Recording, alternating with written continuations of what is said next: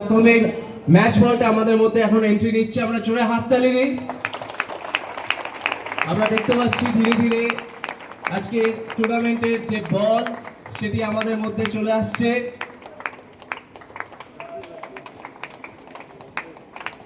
Referee যারা আছে প্রথম ম্যাচের জন্য বলটা কালেক্ট করবে। আরো জোরে হাততালি, বল আমাদের মধ্যে প্রবেশ করে গেছে।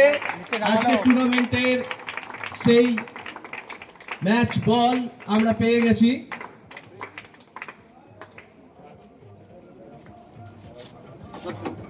নিচে নাও।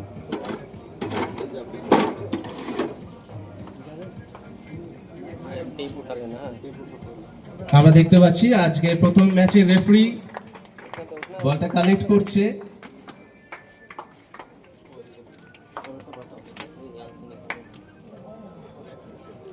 ওকে, আমরা একটু এবার লাইনটা ফর্ম করব।